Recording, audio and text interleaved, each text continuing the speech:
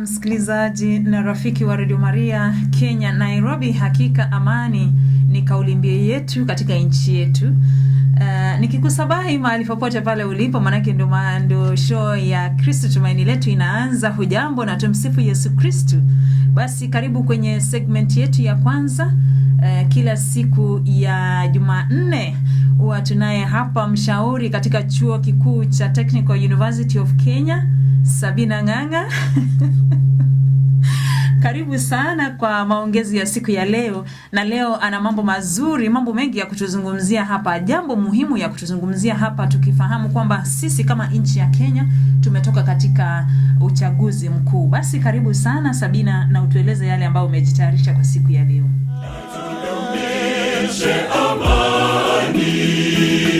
Ili Kenya iweze kusonga mbele,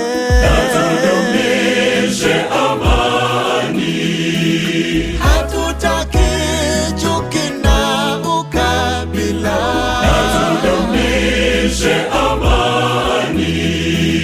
twakuomba Mungu utupe amani.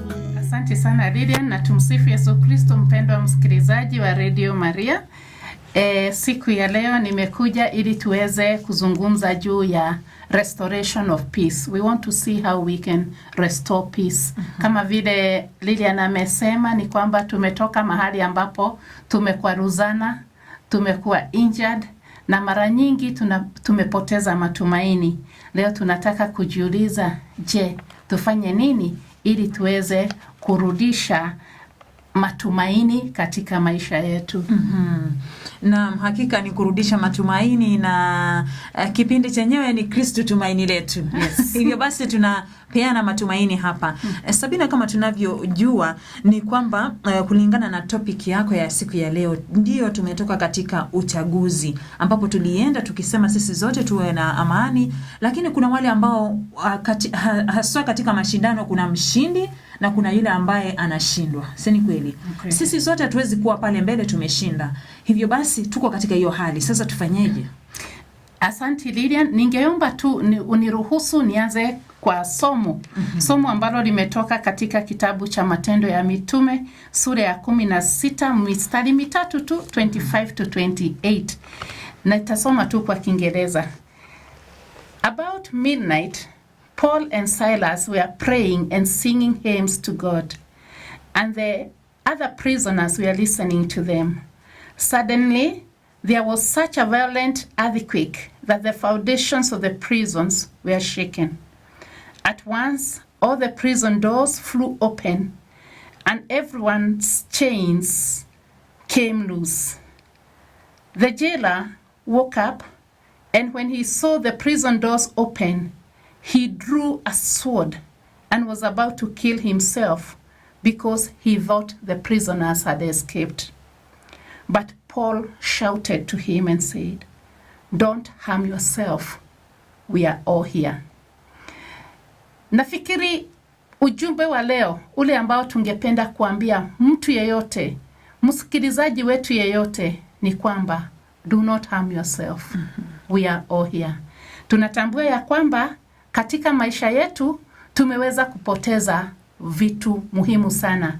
We have lost very important items. Ukiangalia kama sasa, tukiangalia huyu mlinda lango katika jela, kama hawa wafungwa wangalipotea, wangalitoroka usiku, angekuwa hana kazi. Na ndio maana tunaona ya kwamba alikuwa anatoa silaha yake ili aweze kujidhuru. Na ndio tunaona akiambiwa na Paul, "Do not harm yourself. We are all here." What am I trying to say today? Maybe some of us have lost jobs. Tumepoteza kazi. Familia zetu ziko na changamoto. Biashara zetu zimefilisika. Inaweza kuwa hatuna pesa.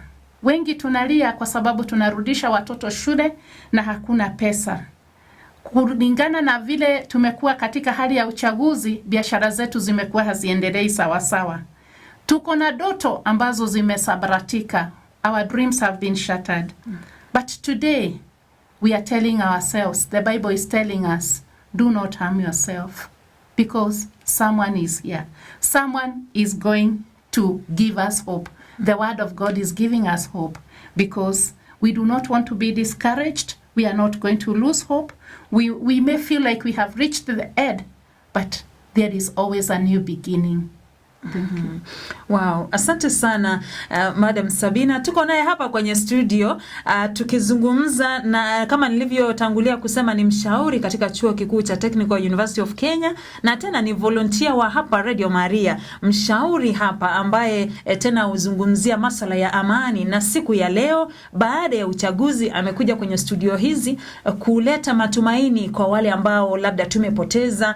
Ulikuwa unataka mtu fulani wako aingie kwenye kiti fulani lakini hajaweza kuingia. Hata wale ambao walikuwa wanawania hizo viti labda alipoteza kiti na amepoteza pia hela zake akitafuta hizo kura, amepoteza pia wakati labda kazi, mambo kama hayo. Ako hapa akituambia bado kuna matumaini, hamna haja ya kujidhuru. Labda Sabina uweze kutuzungumzia kuhusu hizi familia. Ndiyo, labda tuseme mimi nilikuwa nawania kiti cha MCA ama kiti kingine chochote, lakini watu usahau kwamba nina familia yangu ambayo ilikuwa wakati mwingine hata inaofia, huenda alienda campaign na saa 3 imefika hajarudi, wamekuwa katika hiyo tension. Hebu tupe jambo kuhusu zungumzia hizi familia.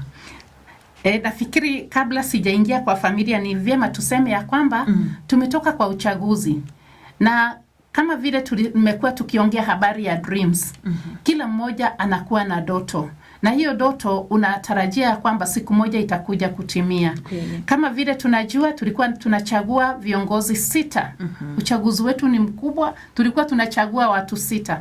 Kuanzia MCA, Member of Parliament, Women Representative, the Senator, the Governor and finally the President.